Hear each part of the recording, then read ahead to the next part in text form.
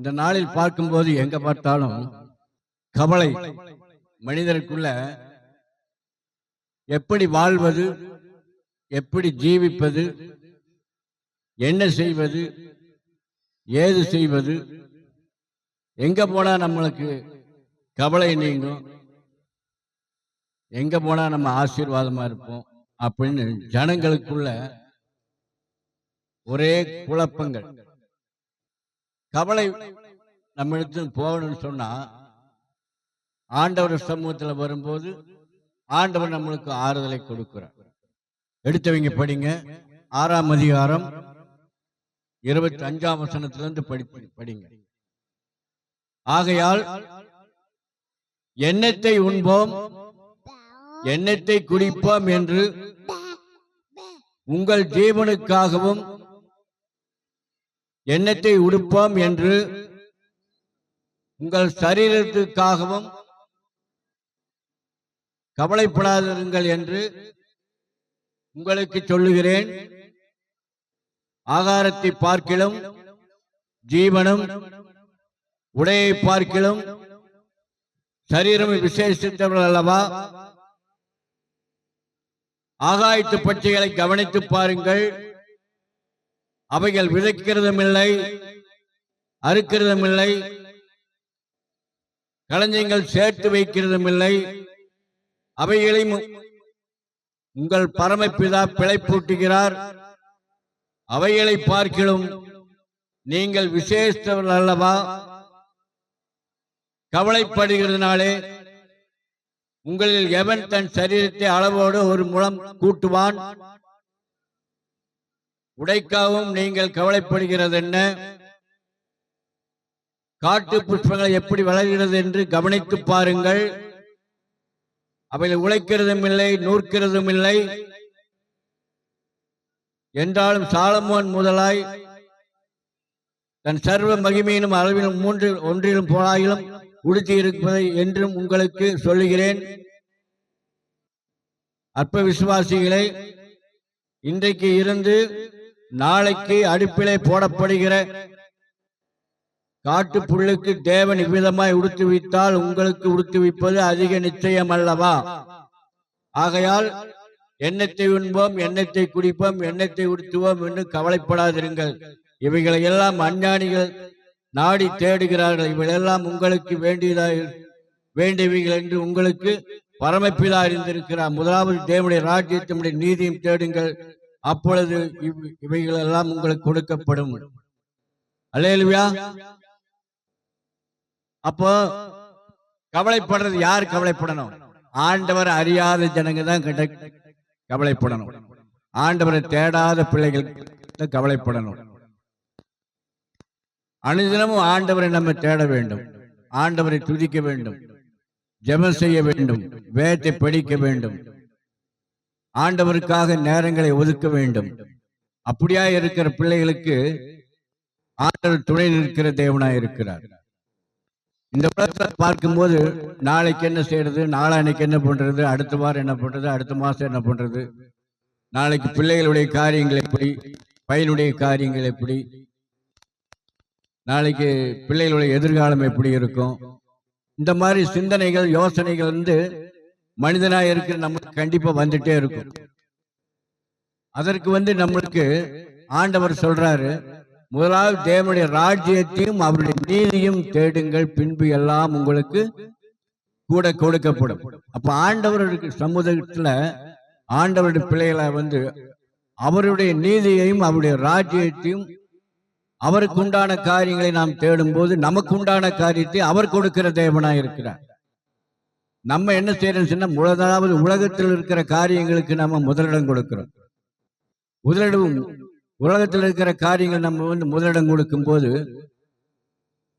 அப்ப நம்ம பிரயாசத்துலதான் நம்ம வாழ்க்கையை ஓட்ட வேண்டும். ஆண்டவன் நம்ம கூட உதவி செய்ய மாட்டார். அவர் உதவி செய்ய வேண்டும் என்றால் அவர் என்ன சொல்றாரோ அதன்படி நடக்கணும். அவருடைய கட்டளைகள், அவருடைய கற்பனைகள், அவருக்கு நம்ம முதலிடம் கொடுக்கிற பிள்ளைகளை நம்மளை ஆசீர்வதிக்கிறார், கனப்படுத்துகிறார், மேன்மைப்படுத்துகிறார். அப்ப அவருடைய ராஜ்யத்தையும் அவருடைய நீதியை நம்ம தேடும் போது ஆண்டவர் நம்ம வாழ்க்கையில நம்ம கூட இருக்கிறார். நம்மளுடைய கவலைகளை எல்லாம் எடுத்து போட நிறைய பேர் கிறிஸ்துவங்களா இருக்கிறோம், எல்லாம் ஆலயத்துக்கு போறாங்க வர்றாங்க. இருந்தாலும் கூட எதிர்காலத்தை குறித்து ரொம்ப நம்மளுக்குள்ள வேதனைகள். அப்ப அந்த வேதனை வராம இருக்குன்னு சொன்னா நம்ம என்ன அனுதினமும் ஆண்டவரை தேட வேண்டும். அதனால அதிகாலை ஜெபத்தை நம்ம ஏற்படுத்தியிருக்கிறோம். அப்ப அதிகாலை ஜெபத்தை நம்ம தேடும் போது, அந்த அதிகாலை ஜெபத்தில் நம்ம கடைபிடிக்கும் போது ஆண்டவர் நம்ம ஆலயத்துக்கு நீங்க ஜெபம் பண்ண முடியலனாலும் கூட வீட்டில் குடும்பத்தில் காலையில் உட்கார்ந்து ஆண்டவர் நம்ம தேட வேண்டும். அதிகாலையில் உட்கார்ந்து ஆண்டவர் நோக்கி பார்க்கணும். ஆண்டவருடைய வார்த்தை என்ன சொல்றதுன்னா, என்னை சிநேகிக்கிறவளை நான் சிநேகிக்கிறேன். ஆண்டவரை நம்ம சிநேகிக்கும் போது அவர் நம்மளை நேசிக்கிறார். என்னை சிநேகிக்கிறேன், நான் சிநேகிக்கிறேன். அதிகாலையில் என்னை தேடுகளை என்னை கண்டடைவார்கள். அதிகாலையில் ஆண்டவர் தேடுகளை கண்டடைவார். அப்ப ஆண்டவர் நம்ம கண்டு காலையில நம்ம எதையோ நம்ம போய் பார்க்கிறோம் உலகத்துல. ஆனா அதையெல்லாம் விட்டுட்டு ஆண்டவரை தேட வேண்டும். ஆண்டவரை தேடுறது எங்க இருக்குது? அதிகாலை இருந்துச்சு ஆண்டவரேன்னு சொல்லி ஆண்டவருக்கு ஸ்தோத்திர பலியில ஏறெடுத்துட்டு ஆண்டவர் சமூகத்தில் உட்கார்ந்து வேதத்தை படிக்க வேண்டும். அவர்கிட்ட தான் நம்மளுடைய குறைகளை எல்லாம் சொல்லணும், நம்ம வேதனையெல்லாம் சொல்லணும், பிரச்சனையெல்லாம் சொல்லணும், எல்லாமே அவர் நம்மளுக்கு. ஆனா நம்ம வாயில் வருவதற்கு வார்த்தைகள், நம்ம வார்த்தை நம்ம என்ன சொல்லுவாங்க அவருக்கு தெரியும். நம்முடைய வாழ்க்கையில என்ன நமக்கு செய்யணும் அப்படிங்கிறது அவருக்கு தெரியும். ஏன்னா அதான் இந்த வார்த்தை சொல்லுது, இவைகள் எல்லாம் யாரு கவலைப்படணும்னு சொன்னா ஆண்டவரை தேடாத பிள்ளைகள், ஆண்டவருக்கு முக்கியம் கொடுக்காத பிள்ளைகள், ஆலயத்துக்கு வராத பிள்ளைகள், வேதத்தை படிக்காத பிள்ளைகள், ஜெபம் பண்ணாத பிள்ளைகள், இவங்க தான் கவலைப்பட்டு இருக்கணும். ஆனா ஆண்டவர் என்ன சொல்றாரு? முதலாவது என்னை தேடு, நான் உனக்கு எல்லாவற்றையும் சகலத்தையும் சம்பூர்ணமாய் கொடுக்கிறேங்கிறார். எப்பேற்பட்ட வியாதி வந்தாலும் சரி, எப்பேற்பட்ட கஷ்டம் வந்தாலும் சரி, எப்பேற்பட்ட நம்மளுக்கு விரோதமா யார் எழும்பி வந்தாலும் சரி, ஆண்டவர் நம்மளுக்கு யுத்தம் பண்ணுகிற தேவனாக இருக்கிறார். ஆகவே ஆண்டவருக்கு நம்ம முதலிடம் கொடுக்கும் போது ஆண்டவர் நம்ம வாழ்க்கையில பெரிய காரியங்கள் செய்யும். உன் பக்கத்தில் 1000 பேரும் உன் வலபுறத்தில் 10000 பேர் விழுந்தாலும் அது உன்னை அணுகாது. உன் கண்களால் மாத்திரம் அதை பார்த்து துன்மார்க்கனுக்கு வரும் பலனை காண்பாய். பொல்லாப்பு உனக்கு நேரிடாது. வாதை உன் கூடாரத்தை அணுகாது. உன் வழிகளெல்லாம் உன்னை காக்கும்படி உனக்காக தம்முடைய தூதர்கள் கட்டளையிடுவார். உன் பாதம் கல்லில் இராதபடிக்கு தங்கள் கைகள் ஏந்தி கொண்டு போவார்கள். சிங்கத்தின் மேலும் விரியன் பாம்பின் மேலும் நீ நடந்து பால சிங்கத்தை வலு சிறப்பித்து மிதித்து போடுவாய். அவனிடத்தில் வாஞ்சா இருக்கிறபடியால் அவனை விரிவிப்பேன்.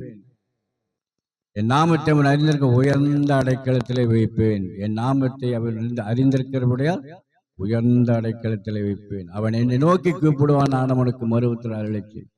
ஆபத்தில் நானே அவனோடு அவனை தப்புவித்து கனப்படுத்தி நீடித்தானற்கால் திருப்தியாக்கிய ரட்சிப்பை அவனுக்கு காண்பிப்பேன். அப்ப இந்த வசனம்லாம் நம்ம வாழ்க்கையில நிறைவேற இந்த பாதுகாப்பான ஒரு வசனங்கள், ஆசீர்வாதமான வசனங்கள், அவரை தேடர்களை பிடித்துக்கொள்ள வசனங்கள், இதை நம்ம மனப்பாடம் பண்ணி மனதில் வைத்து நம்ம அடிக்கடி நம்ம சொல்லிக்கிட்டே இருக்கும்போது ஆண்டவன் வாழ்க்கையில எப்பேற்பட்ட காரியங்கள் வந்தாலும் அவர் நம்மளுக்கு யுத்தம் பண்ணுகிற தேவனாய் இருக்கிறார்.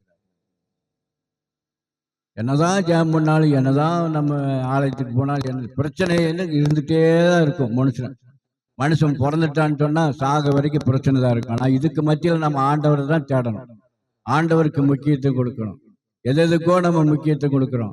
ஆனா ஆண்டவருக்குன்னு நம்ம 1 மணி நேரமாவது ஆண்டவர் சமூகத்தில் உட்கார்ந்து நம்ம ஜெபம் பண்ண பழக வேண்டும். அதை சீசர்களை பார்த்து ஆண்டவர் கேட்கிறார், 1 மணி நேரமாவது எனக்கு விழித்திருந்து ஜெபம் பண்ண மாட்டாங்க. அப்ப நம்ம என்ன செய்யணும்?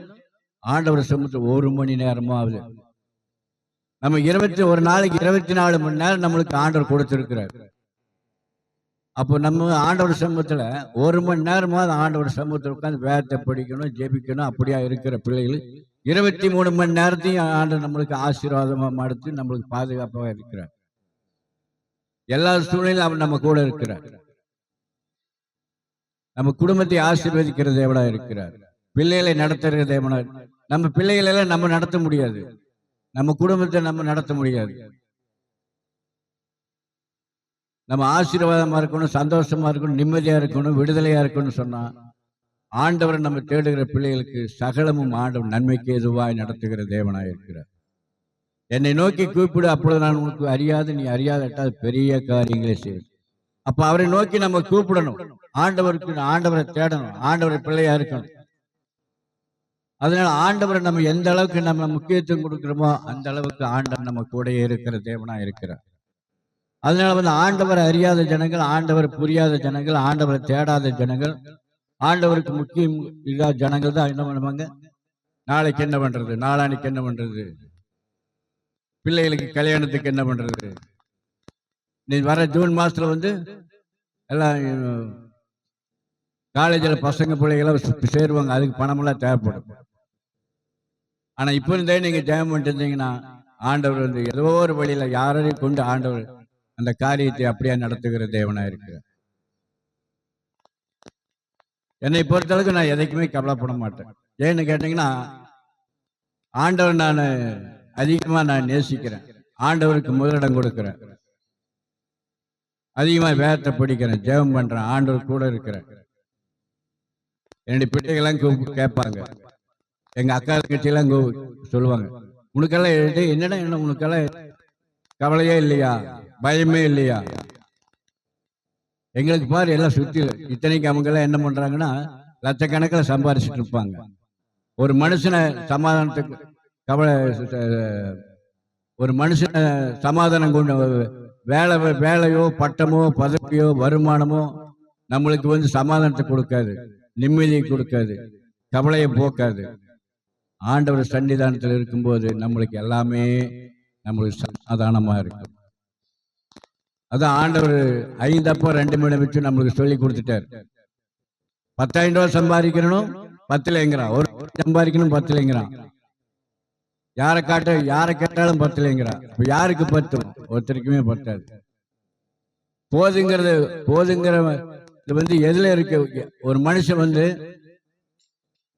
எதுலையுமே திருப்தி அடைய முடியாது, இன்னும் வேணும் வேணும் வேணும்னு தான் இருக்க வேண்டியது. ஆனா ஒண்ணுல மட்டும் வேண்டாமா, அது எதுல? வயிறு நிறைஞ்சா போதுமா, அது ஒண்ணுல மட்டும் போதுமா. மற்ற எல்லாத்துலயும் இந்த சரீரமான திருப்தி அடையாது, இன்னும் வேணும் வேணும் அப்படின்னு. அதனால ஆண்டவருக்குள்ள நம்ம திருப்தி அடைய பழகிக்கணும். ஒரு நாளைக்கு எப்படியாவது கண்டிப்பா ஒரு 5 அதிகமாக படிச்சுட்டா படிக்கணும், அப்படி நம்ம முடிவெடுத்து படிக்கணும். எல்லாமே நம்ம கிட்ட தான் இருக்குது. ஆசீர்வாதம் இல்லாம போறது இல்லை, நம்ம கிட்ட தான் இருக்கு. உலக பிரகாரமான காரியங்களை பேசிட்டு உலக பிரகாரமான நேரங்களை செலவழிச்சுட்டு இருக்கிற நேரத்துல ஆண்டவர் குறித்து பேசிட்டு ஆண்டவர் செய்த நன்மைகளை குறித்து நம்ம இது பண்ணும்போது ஆண்டவர் நம்ம வாழ்க்கையில பெரிய காரியங்களை செய்கிற தேவனா இருக்கார். ஆகவேதான் ஆண்டவர் இந்த வசனத்துல என்ன சொல்லியிருக்காருன்னா, ஆகாயத்து பட்சிகளை உதாரணமா நம்மளுக்கு சொல்லிட்டார். ஆகாயத்து பட்சியில் கவனித்து பாருங்கள், அவைகள் விதைக்கிறதும் இல்லை, அறுக்கிறதும் இல்லை, களஞ்சியத்தில் சேர்த்து வைக்கிறதும் இல்லை, அவைகளை பிழைப்பூட்டுகிற தேவன். அவர் மாதிரி சாயலை உண்டாக்கின நம்ம மேல அவருக்கு ரொம்ப கரிசனை உள்ள தேவனா இருக்கிறார்.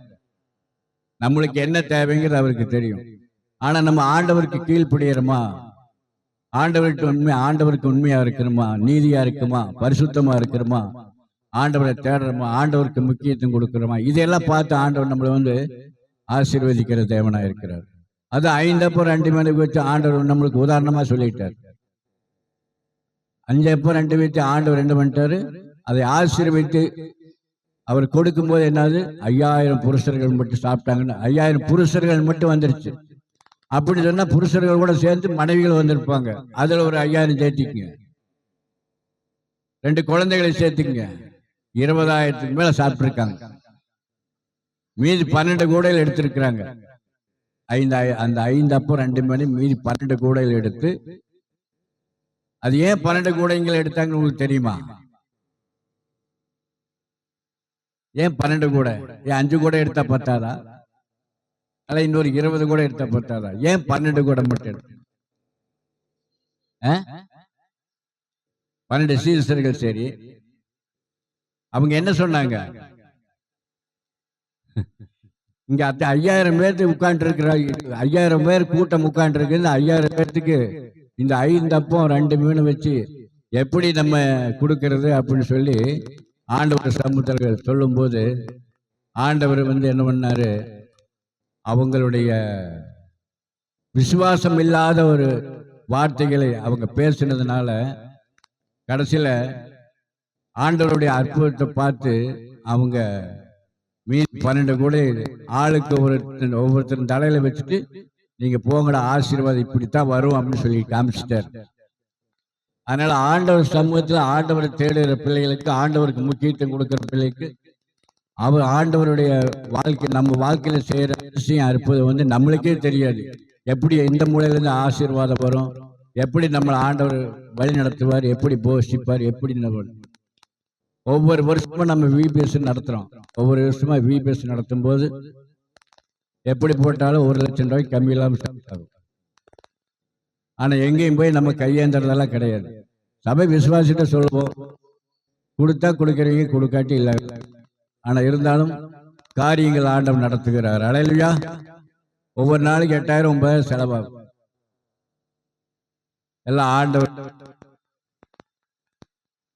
அதனால அதாவது நிறைய பேர் சொல்லுவாங்க, சபை விசுவாசிக்கு எவ்வளவு இருக்குன்னு கேட்பாங்க. ஒரு 500 1000 பேர் இருந்தா பரவாயில்லம்பாங்க. ஆனா ரொம்ப கம்மியா இருக்குன்னு சொன்னா என்னங்க அப்படின்னு நினைச்சுக்கோ. ஏன்னா அவங்க கணக்கு என்னன்னு கேட்டீங்கன்னா, ஒரு 5,000 பேர் 1000 பேர் 2000 3000 பேர் இருந்தாங்கன்னா நல்லா காணிக்க தசமா வரும், ஆலயம் நல்லா செழிப்பா இருக்கும் அப்படின்னு. ஆனா அந்த ஊழியக்கார போட்டா என்னங்க ஒண்ணுமே ஒரு இது இல்லைன்னு சொல்லுவாங்க. ஆசீர்வதிக்கிறது ஆண்டவர். நம்ம சபையை பொறுத்த அளவுக்கு இந்த சபையில 1,00,000 ரூபாய் நம்மளுக்கு தேவைப்படுது. இந்த மீட்டிங் நடக்குன்னா ஆண்டவர் 1,00,000 சந்திப்பார். 50,000 ரூபாய் தேவைன்னா 50,000 ரூபாய் தேவையை சந்திக்கிறார். இது வரைக்கும் 22 வருஷமா அப்படிதான் நடந்துட்டு இருக்கு. யார்கிட்ட போய் 5 கொடு 10 கொடுன்னு கேட்கறது, அந்த மாதிரி ஆண்டவர் விடவும் மாட்டார். ஆண்டவரை நம்பி இருக்கிறோம், ஆண்டவரை தேடுகிறோம், ஆண்டவருக்கு முக்கியத்துவம் கொடுக்கிறோம். அதெல்லாம் முதலாவது தேவனுடைய ராஜ்யத்தையும் அவருடைய நீதியும் தேடுங்கள், பின்பு எல்லாம் உங்களுக்கு கூட கொடுக்கப்படும் என்று சொல்கிறார். அதனாலதான் சொல்லிட்டார், ஆகாயத்து பட்சிகளை நம்மளுக்கு சொல்லி காமிச்சிட்டாரு. அவையில் விதைக்கிறதும் இல்லை, அறுக்கிறதும் இல்லை, களஞ்சியத்தில் சேர்த்து வைக்கிறதும், அவைகளை பிழைப்பூட்டுகிற தேவன் நம்மளையும் பிழைப்பூட்டுகிற தேவனாய் இருக்கிறார். அதனால ஆண்டவரே பெரியவராய் இருக்கிறார், உயர்ந்தவராய் இருக்கிறார், அற்புதங்களை செய்கிறவர் தேவனாய் இருக்கிறார். ஆகவே நம்ம அதிகாலையில் எழுந்திரிச்சு நம்ம ஆண்டவர் நோக்கி நம்ம என்ன செய்யணும், 121ஆம் சங்கீதத்தை நம்ம சொல்லணும். எனக்கு ஒத்தாசை வரும் பர்வதங்களுக்கு நேராக என் கண்களை ஏறெடுக்கிறேன். யார் அந்த மாதிரி சொல்றா? நம்ம சொல்லணும். ஆமா, நம்ம என்ன நாவின் அதிகாரம், நாவின் கீழ மரணமும் ஜீவனும் இருக்கு. நம்ம ஜீவனோடு இருக்கணும், சுகத்தோடு இருக்கணும், பலத்தோடு இருக்கணும், ஆரோக்கியத்தோடு இருக்கணும், ஆசீர்வாதமா இருக்கணும் சொன்னா நம்ம வாய்களை திறந்து நாவினால் அறிக்கிடணும். என்னென்ன அறிக்கணும்? எனக்கு ஒத்தாசை வரும் பர்வதங்களுக்கு நேராக என் கண்களை ஏறெடுக்கிறேன். வானத்தையும் பூமி உண்டாக்கின கர்த்தரிடத்திலிருந்து எனக்கு ஒத்தாசை வரும். உன் காலை தள்ளாட விட்டார், உன்னை காக்கிற ஒரு உறங்கார். இதோ இஸ்ரவேலை காக்கிற உறங்குவதும் இல்லை, தூங்குவதும் இல்லை. கர்த்தர் உன்னை காக்கிற ஒரு கர்த்தர் பக்கத்திலே உனக்கு நிழலாக இருக்கிறார். பகலில் வெயிலாக, இரவிலே நிழலாக உன்னை சேதப்படுத்தவில்லை. இன்னைக்கு பகல்ல பார்த்தாலும் எந்த பிரச்சனை, பகல்ல இரவுல எத்தனையோ பிரச்சனைகளா நடந்துட்டு இருக்குது. ஆனா அதுல இருந்தாலும் ஆண்டவர் நம்மளை பாதுகாக்கணும். அது ஆண்டவர் நம்மளுக்கு ஜெயத்தை கொடுக்கணும். நம்ம எங்க போனாலும் எங்க வந்தாலும் ஆண்டவர் நம்மளை கனப்படுத்தணும், மேன்மைப்படுத்தணும். ஆண்டவருடைய வசனங்களை நம்ம அதிகமாக நம்ம சொல்லும் போது ஆண்டவன் வாழ்க்கையில பெரிய காரியங்களை செய்யும். அந்த வசனங்களை சொல்லணும்னு சொன்னா நம்ம இருதயத்துல வசனங்களை மனப்பாடம் பண்ணி வச்சுக்கணும்.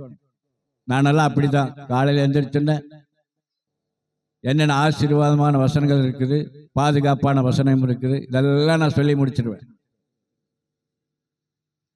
அப்போ ஏன்னு கேட்டால் எனக்கு ஒரு நம்பிக்கை, கண்டிப்பா இன்னைக்கு நான் வசனத்தை சொல்லிட்டேன் அப்போ இன்னைக்கு பூரா என்னை ஆசீர்வதிச்சிருவேன். இன்னைக்கு ஆண்டோடைய வசனத்தை எல்லாம் சொல்லிட்டு ஆண்டவர் என்னை பாதுகாப்பார். இன்னைக்கு வசனத்தை சொல்லிட்டு என்னுடைய தேவையெல்லாம் சந்திப்பார், என்னுடைய பிள்ளைகளை ஆசீர்வதிப்பார், எல்லாம் இருப்பார். எப்பேற்பட்ட வியாதி வந்தாலும் அதிலிருந்து ஆண்டவர் விடுதலை கொடுக்கிற தேவனாக இருக்கிறார். அவர் கண்மணி போல பாதுகாக்கிற தேவனாக இருக்கிறார், உதவி செய்கிறவனாக இருக்கிறார். நீதி செய்கிற தேவனாய் இருக்கிறார். காலையில் எழுந்திரிச்சோன்னு 23ஆம் சங்கீதம் சொல்லுங்க. இதெல்லாம் சண்டே கிளாஸில் சொல்லிக் கொடுக்குற வசனமாக இருந்தாலும் கூட அதெல்லாம் ஜீவனுள்ள வசனங்கள். கர்த்தரின் மேய்ப்பராக இருக்கிறார், நான் தாழ்ச்சி அடையேன். அவர் என்னை புல்லுள்ள இடங்களில் மேய்த்து அமர்ந்த தண்ணீர் என்னை கொண்டு போய் விடுகிறான்னு சொல்லி அந்த வசனத்தை பூரா சொல்லி முடிச்சிருங்க. 128ஆம் சங்கீதத்தை சொல்லுங்க. குடும்ப ஆசீர்வாதமான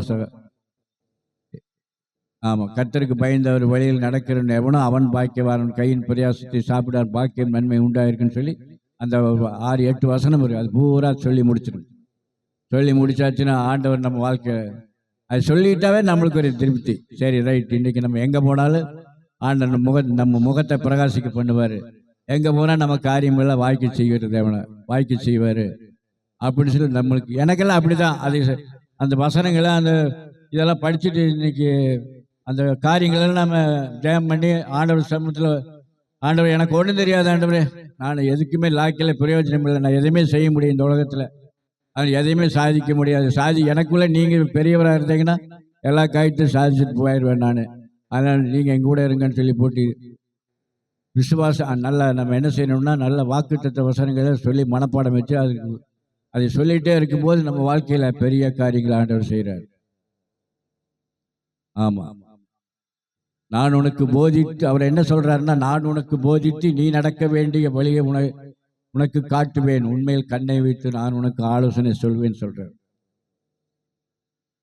நான் உனக்கு அவரை போதகர வர்றார். நானே உனக்கு போதித்து நீ நடக்க வேண்டிய வழி, இந்த உலகத்தில் இங்க எப்படி வாழணும், எப்படி பிழைக்கணும், எப்படி ஜீவிக்கணும் அப்படிங்கிறது நம்ம மண்டையில போட்டு உருட்டிட்டு இருக்கிறது இல்லை.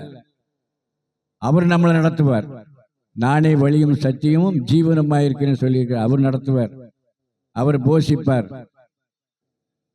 நம்ம பிள்ளைகளை ஆண்டவர் நடத்துவார், நம்ம குடும்பத்தை நடத்துவார், நம்ம தேவைகளை சந்திப்பார், நம்ம குறைவுகளை நிறைவாக்குவார். நம்ம வருமானம் இல்லைன்னு சொன்னால் எந்த காரியத்தை நம்ம செய்ய முடியாது. புறஜாதியை மத்தியில் நம்ம கேவலப்பட்டு போயிடுவோம். வருமானத்துக்காக நம்ம ஆண்டவர் நோக்கி அதான் சொல்கிறேன், எனக்கு ஒத்தாசி வரும் பருவதங்களுக்கு நேராக என் கண்களை ஏறெடுக்கிறேன் ஆண்டவரே அப்படின்னு சொல்லி கரங்களை உயர்த்தி நிற்கணும். முழங்கால் போட்டு காலையில் எழுந்திரிச்சு சொன்னேன், கணவனை மனைவிமா. அப்போ நம்ம பிள்ளைகளை சும்மா நம்ம ஆலயத்துக்கு போகிறோம் வர்றோம் ஜெபம் பண்ணுறோம் பாட்டு போனோம், இருந்தாலும் கூட ஆண்டவருக்கு நம்மளுக்கு ஒரு நெருங்கின ஒரு ஐக்கியம் இருக்கணும். சுவிட்சை போட்டாங்க எரியணும், நம்ம ஜெபம் பண்ண அங்கே கேட்கணும், ஆண்டவர் உடனே பதில் கொடுப்பார். யோவான் 15ஆம் அதிகாரம் படிங்க, 15ஆம் அதிகாரம் 1ஆம் வசனம் படிங்க. நான் மெய்யான திராட்சை செடி, என் பிதா திராட்சை தோட்டக்காரர், என் கனி கூடாது இருக்கிற செடி எதுவோ அதை அறுத்து போடுகிறார். நல்ல கவனமா கேளுங்க இந்த வார்த்தையை. என்னில் நிலைத்திருங்கள், நானும் உங்களில் நிலைத்திருப்பேன். கொடியானது திராட்சை செடியில் நிலைத்திருக்காவிட்டால் அது தானாய் கனி கொடுக்க மாட்டாது. நீங்களும் என்னில் நிலைத்திராவிட்டால் கனி கொடுக்க மாட்டீர்கள். நானே திராட்சை செடி, நீங்கள் கொடிகள். ஒருவன் என்னிலும் என் வார்த்தைகள் அவன் நிலைத்திருந்தால் நீங்கள் கேட்டுக்கொள்கிறது என்னை இல்லாமல் உங்களால் ஒன்றும் செய்ய முடியாது. அவர் இல்லாமல் இந்த பூமியில நம்ம எந்த காரியத்தை சாதிக்கவே முடியாது. அவரே பெரியவர். அதனால அவருக்கு நம்மளுக்கு ஒரு கனெக்ஷன் வேணும். கனெக்ஷன் இருந்தால் தான். நானே திராட்சை செடி, நீங்கள் கொடிகள். ஒருவன் என்னிலும் என் வார்த்தை அவனில் நிலைத்திருந்தால் நீங்கள் கேட்டுக்கொள்கிறது அது உங்களுக்கு செய்யப்படும். நம்மளுடைய தேவைகள் எல்லாம் ஆண்டவருக்கு தெரியும். நம்ம சொல்லணுங்கிறது அவசியமே கிடையாது.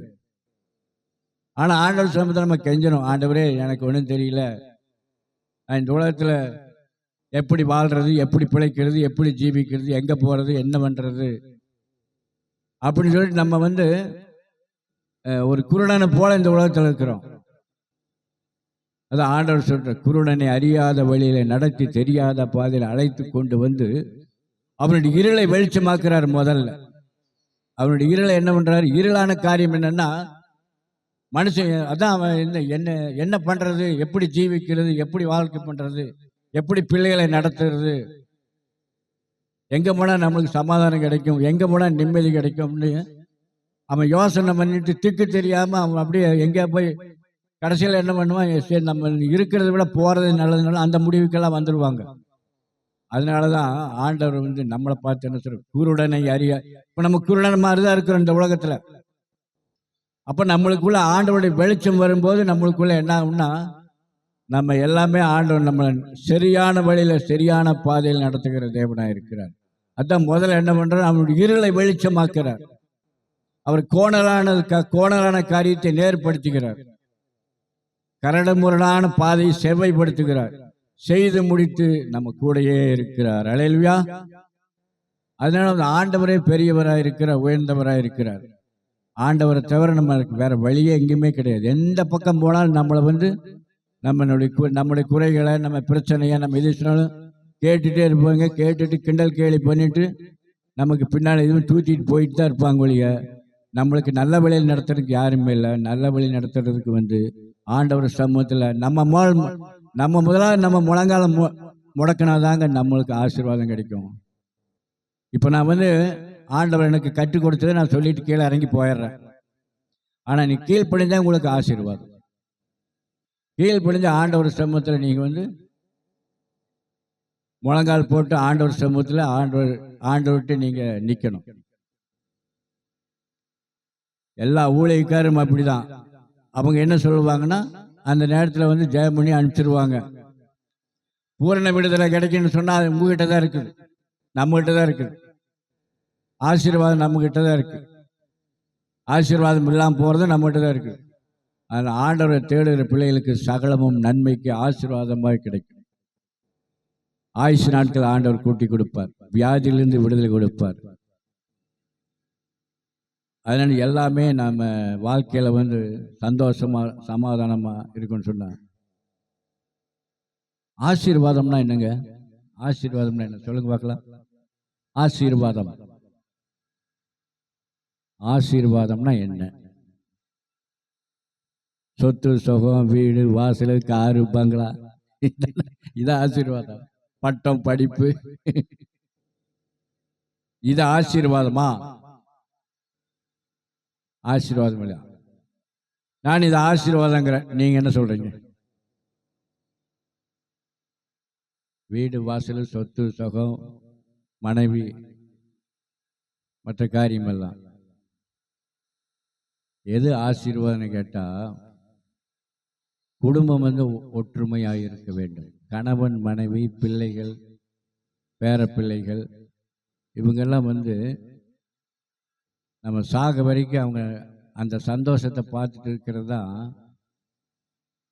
அவங்க நம்ம பிள்ளைகளெல்லாம் எப்படி இருக்கிறாங்க, நல்லா பிழைக்கிறாங்களா, நம்மளுடைய பேர பிள்ளைகள்லாம் எப்படி இருக்குது, ஆண்டவருக்குள்ள எப்படி இருக்கிறாங்க, உலக பிரகாரமாக இருக்கிறாங்களா, அல்லது வந்து எப்படி இருக்கிறாங்களே. நிறைய பேர் ஒரே வியாதியிலேயே இருக்கும் அந்த குடும்பம். அப்புறம் ஒரு குடும்பம் வந்து தரித்திரத்திலேயே இருக்கும். ஆனால் நான் ஒரு வீட்டுக்கு போயிருந்தேன். போய் வந்து ஐயா நீங்கள் சொல்லும்போது சரி வாங்க நீங்கள் ஆலயத்துக்கு வாங்கன்னு சொன்னேன்.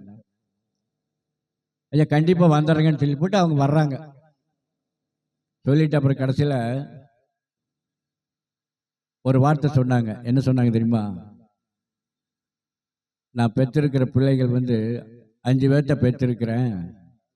அந்த 5 பேர்த்த கர்த்தருக்குள்ள நான் நல்லபடியாக வழி நடத்தி அந்த குழந்தைகளை நான் பெற்ற குழந்தைங்க என் கணவன் மனைவி சரியாக பரிசுத்தத்துக்குள்ள ஆண்டவருக்குள்ள நான் வளர்த்தி அது நல்லபடியாக ஆண்டவருக்குள்ள சரியாக வச்சு நான் அந்த பரலவராஜ்யம் கொண்டு போகிறதுக்கு நான் முயற்சி பண்ணிட்டு இருக்கிறேன், அதை செஞ்சிட்டு இருக்கிறேன் அப்படின்னு சொன்னார். அப்போ உலகத்தில் வந்து ஒவ்வொரு குடும்பமும் அந்த மாதிரி இருந்துச்சுன்னு சொன்னா, உலகத்தில் எத்தனை கோடி ஜனங்க இருக்கிறாங்க, எத்தனை கோடி நீங்கள் நம்ம போட்டு மேடை போட்டு பிரசங்கம் பண்ண அவசியமே கிடையாது. அந்த நம்ம குடும்பமே உலகத்துக்கு சாட்சியாகி மாறிடுவாங்க. அல்லேலூயா. அதனால வந்து எல்லாமே நம்மகிட்ட தான் இருக்குது. 10 பேர் இருந்தாலும் சரி 100 பேர்த்து கொண்டு வந்துடுறதுக்கு ஆண்டவருக்கு நாட முடியும். அதனால வந்து ஆண்டவர் தான் ஒரு மனுஷனை உயர்த்துறதும் தாழ்த்துறதும் எல்லாம் அவருக்கு இடத்துல தான் இருக்கு. நம்ம வந்து எந்த காரியத்தையும் நம்ம நம்மளால எந்த காரியத்தை நம்ம செய்ய முடியாது. நீங்களும் என் வார்த்தை உங்களிலும் நிலைத்திருந்தால் நீங்கள் கேட்டுக்கொள்கிறது எதுவோ உங்களுக்கு செய்யப்படும். ஆமா, நம்ம கேட்டுக்கொள்கிறது எதுனாலும் ஆண்டவர் செய்கிற தேவனாயிருக்கிறார், ஆண்டவர் கொடுக்கிற தேவனாயிருக்கிறார். ஆண்டவருக்கு முக்கியத்துவம் கொடுங்க, ஆண்டவர் பிள்ளையாருங்க, ஆண்டவரை தேடுங்க. ஆண்டவர் நம்மளுக்கு சகலத்தையும் நன்மைக்கு ஏதுவாய் செய்கிற தேவனாயிருக்கிறார். ஆகவே இந்த நாள் வந்திருக்கிற உங்கள் ஒவ்வொருவரையும் இந்த நல்ல வார்த்தையை கேட்டிருக்கிறீங்க, அதன்படி நடங்க. ஆண்டவருக்கு ஆண்டவர் நம்மளை ஆசீர்வதிப்பார், பெரிய காரியங்களை செய்வார். ஆமென்.